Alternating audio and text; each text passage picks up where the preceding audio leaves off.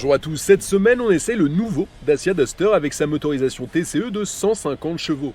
Commercialisée depuis 2010, la première génération s'est vendue à plus de 2 millions d'exemplaires à travers le monde et cette seconde génération apparue elle en 2018 compte bien faire mieux et elle en a tous les atouts. Dans cet essai, je vais vous présenter ses spécificités extérieures, intérieures, vous dire s'il est préférable de l'acheter ou de le prendre en location longue durée et enfin je vous donnerai mon avis sur son comportement routier, sur la route mais aussi en off-road. Les amis, sur YouTube, abonnez-vous, activez la cloche, idem sur notre compte Instagram Le Vendeur Automobile. Cela vous permettra de choisir les voitures que nous essayons sur notre chaîne YouTube. Et moi, je vous dis à tout de suite. En proposant une motorisation de 150 chevaux, le nouveau Duster se positionne tout simplement comme le modèle le plus puissant de la marque Dacia. Une puissance d'autant plus respectable qu'il maîtrise son poids avec ses 1313 kg sur la balance. Et il ne se contente pas d'être léger et puissant, car si les plus sceptiques d'entre vous critiquaient le design de la première génération, force est de constater que la ligne de ce nouveau Duster est parfaitement équilibrée et que son design ne laisse pas indifférent. Et quand on sait que ce modèle s'échange contre un chèque de 20 950 €, on se demande bien comment la marque Dacia a réussi la prouesse de proposer un SUV de si bonne qualité avec un tarif si contenu, chapeau bas. Sur l'extérieur, commençons par la face avant. Alors déjà, la première chose qu'on voit, c'est ce nouveau look résolument sportif avec le bas du pare-choc, les rétroviseurs et les barres de toit de couleur gris clair. On a un capot beaucoup plus bombé que sur la première génération, des feux plus effilés, une calandre de couleur noire avec en son centre le logo Dacia qui surplombe la caméra puisque sur ce modèle, vous avez un système de caméra à 360 degrés.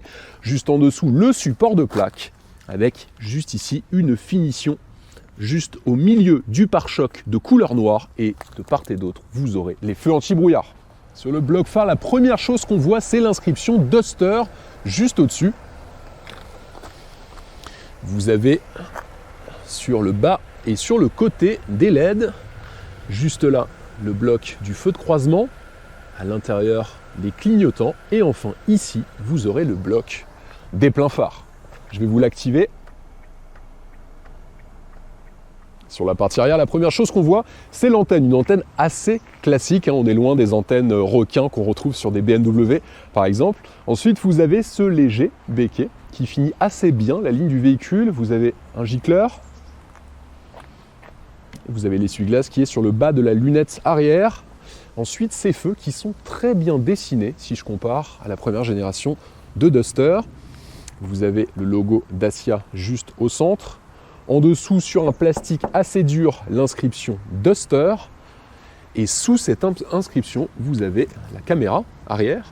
Alors, il y a 4 caméras sur ce véhicule. Vous en avez une sur la face avant, vous en avez une sur l'arrière, mais aussi sous les rétroviseurs du véhicule. Ça vous permet véritablement de voir tout ce qui se passe autour de votre Duster. Ensuite, le support de plaque. Et en dessous du support de plaque, un bas de caisse assez joli avec un diffuseur de couleur noire et vous les aurez remarqué, les capteurs du parking distance control qui équipent le véhicule. Et ensuite pour finir, vous avez le crochet d'attelage qui est un accessoire sur le Duster et enfin la sortie d'échappement chromée sur la gauche. Sur la partie latérale, la première chose qu'on remarque, ce sont les jantes bicolores d'une taille de 17 pouces, grises sur l'extérieur et noires à l'intérieur. Elles sont sur des pneus Bridgestone Dual Sport. On verra s'ils sont efficaces en tout terrain dans la suite de notre essai.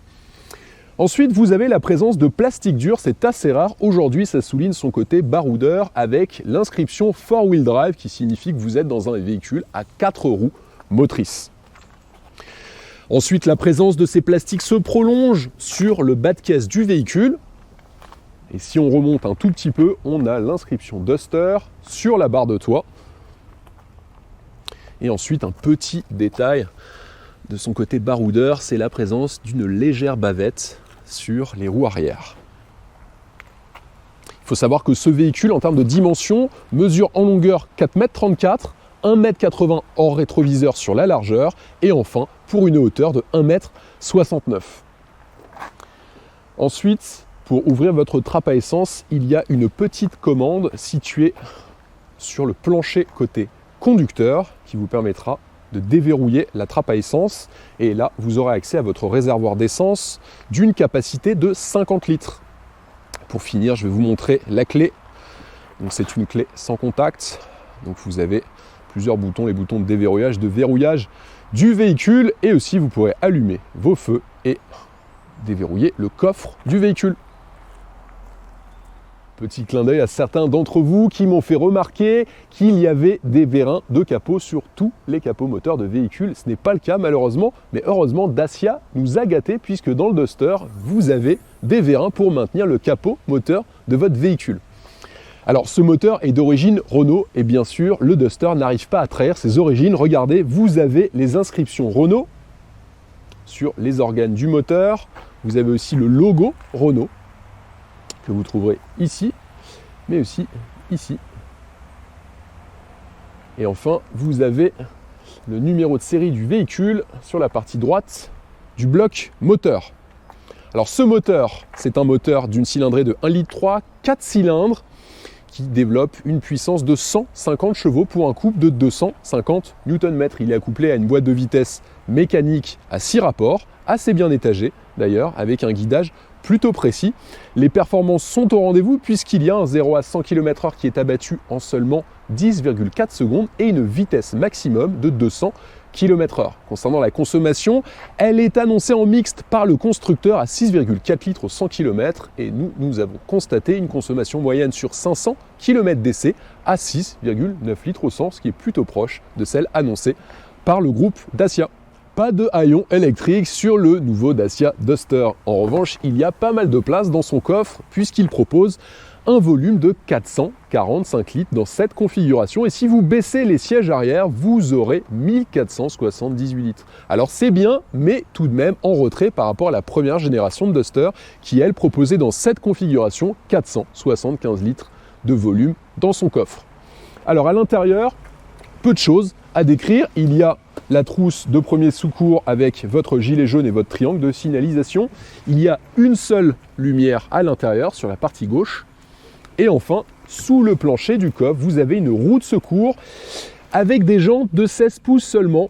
Sur le véhicule, pour rappel, vous avez des jantes de 17 pouces, mais rassurez-vous, la taille des jantes est compensée par la hauteur du pneu qui est d'une taille de 65 contre 60 sur les 4 pneus du véhicule.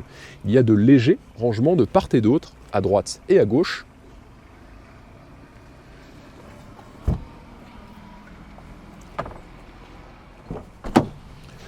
Passons maintenant aux places arrière. Donc avec un empattement de 2,67 m, on a de la place, mais des adultes ne seront pas forcément très bien assis sur de longs parcours. Donc pas d'accoudoir central dans ce véhicule, mais une sellerie plutôt sympa, assez bien finie. Il y a des surtapis dans le véhicule, des petites poches aumônières juste ici. Vous avez peut-être remarqué, il n'y a pas de ceinture au milieu, car la ceinture, il faut aller la chercher derrière, juste ici. La banquette est rabattable 2 tiers, 1 tiers. Vous avez des appuis-têtes que vous pourrez monter de cette manière. Et pour finir, sur les contreportes, la présence de plastique dur un peu partout. Dans cette gamme de prix, c'est normal de ne pas retrouver des plastiques moussés. Vous avez une enceinte et la commande du lève-vitre située juste ici. Sur les places avant, commençons par la contreporte. Elle est déjà mieux finie que sur les places arrière. Il y a un simili de couleur noire avec ses surpiqûres blanches, une très belle poignée de maintien et vous avez ici les commandes des lève-vitres sur les 4 fenêtres du véhicule. Une enceinte située juste là et une poche assez grande pour ranger par exemple vos smartphones. Le réglage des sièges est manuel. Vous avez ici la commande d'ouverture de la trappe à essence et juste ici vous avez une commande qui vous permettra d'ouvrir le capot moteur du véhicule. Pour régler vos rétroviseurs, il faudra utiliser cette commande juste ici et en activant ce bouton, vous activerez le détecteur d'angle mort. Vous avez une buse d'aération juste ici, assez bien finie avec un cerclage légèrement chromé. Le volant est assez spartiate, pour autant vous avez quand même sur la gauche la présence des commandes du régulateur de vitesse, le logo Dacia en son centre, et sur la droite vous pourrez naviguer dans l'ordinateur de bord de votre écran d'instrumentation avec ces boutons. Et avec ce bouton, vous activerez le contrôle vocal. Alors, dans l'ordinateur de bord, il n'y a pas énormément de fonctionnalités. Vous avez la pression des pneus, vous avez le kilométrage total du véhicule, votre trip, la consommation moyenne et instantanée et aussi l'autonomie du véhicule. Sur la gauche, le contour. Sur la droite, vous avez la vitesse et juste en dessous de l'ordinateur de bord, vous l'aurez remarqué, votre jauge à essence. Il faut noter que vous retrouverez les commodos de commande de votre radio avec cette manette assez disgracieuse située sur la droite du volant, juste à côté du bouton Start and Stop du véhicule qui vous permettra d'allumer votre moteur et de l'éteindre. Sur la planche de bord, au centre, 3 bus d'aération. Juste ici, vous avez la possibilité de poser votre iPhone par exemple et il ne glissera pas avec cette matière antidérapante. Juste en dessous, une petite boîte à gants assez peu logeable. Beaucoup de plastique dur dans le Duster, il faut le noter. Vous avez un système d'info, divertissement tactile qui est assez bien fait. Vous avez la radio, les médias, le téléphone, vous avez aussi le Bluetooth dans cette voiture. Vous pouvez faire les réglages de votre véhicule en cliquant ici. Vous avez la navigation et d'autres réglages qui sont également disponibles. Alors regardez, ça c'est son côté baroudeur. Il a le système d'aide à la descente qui est juste ici. On va vous le montrer sur la suite de notre essai. Vous avez la possibilité de désactiver le Start and Stop. Vous pouvez activer le mode éco, vos warnings, le verrouillage et déverrouillage du véhicule, le parking distance control en appuyant sur ce bouton. Vous pouvez activer les caméras en appuyant ici et vous pourrez désactiver votre ESP en activant ce bouton. Juste en dessous, toutes les commandes de réglage de la climatisation et du chauffage du véhicule. Vous avez un léger rangement avec un porte-gobelet juste ici, une prise allume-cigare également disponible. Un levier de vitesse assez bien fini avec, regardez, un petit côté sportif et raffiné sur le haut du pommeau du levier de vitesse. Ensuite, avec cette molette, vous pourrez choisir le mode de motricité du véhicule. Là, nous sommes en automatique, mais vous pourrez aussi vous mettre en 2 roues motrices, mais aussi vous pourrez loquer le différentiel du véhicule. C'est assez pratique, notamment dans les parties off-road compliquées. Juste ici, ce sont des boutons assez familiers pour les propriétaires de Renault. Vous avez le régulateur de vitesse et l'activation du limiteur de vitesse. Vous avez un vrai frein à main à l'ancienne et un petit rangement juste ici. Et pour finir, il y a un seul accoudoir qui est disponible pour le conducteur.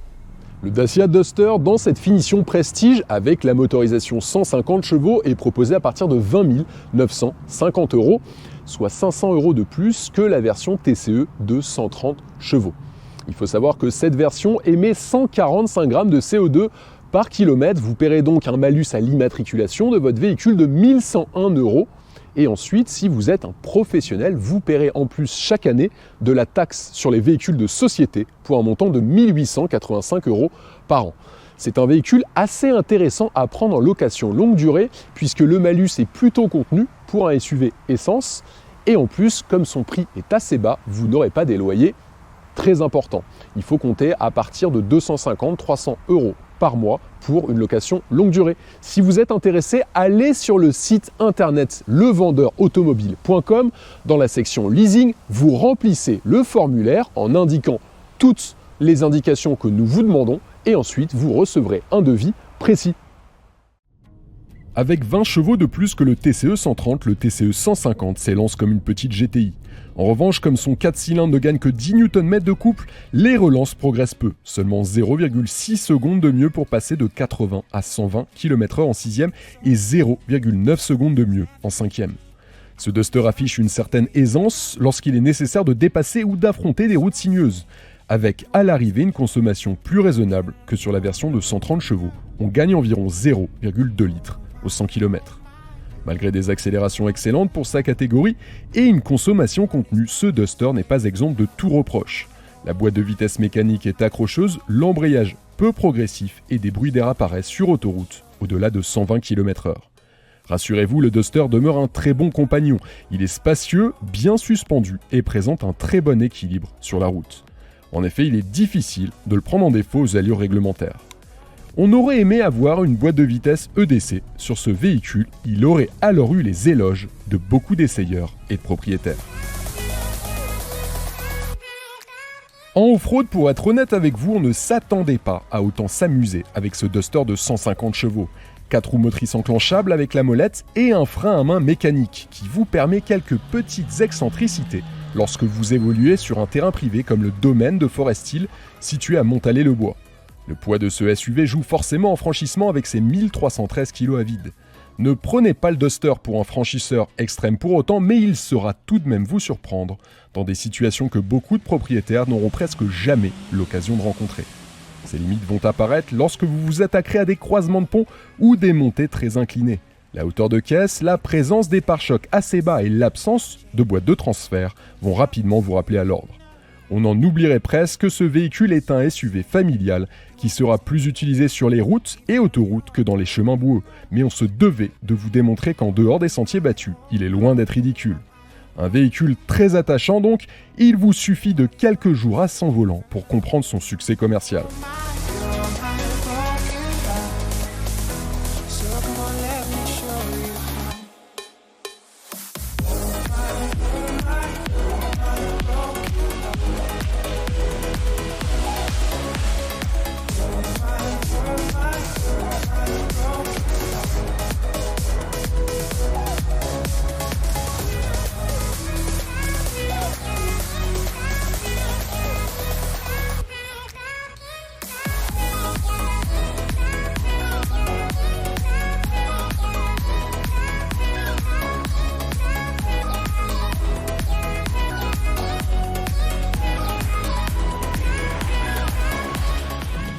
L'essai de ce nouveau Dacia Duster TCE 150 chevaux 4 roues motrices, on aura retenu parmi ses défauts un malus assez élevé par rapport au prix du véhicule, des bruits d'air très présents, notamment sur autoroute, et un volume de coffre en baisse par rapport à la première génération de Duster. Heureusement, il a beaucoup de qualité et ça commence par des accélérations très bonnes pour sa catégorie, un habitacle très spacieux, une consommation plutôt raisonnable et enfin de réelles aptitudes en franchissement. Les amis sur YouTube, n'oubliez pas de vous abonner, activer la cloche, idem sur notre compte Instagram Le Vendeur Automobile et moi je vous dis à bientôt, allez ciao.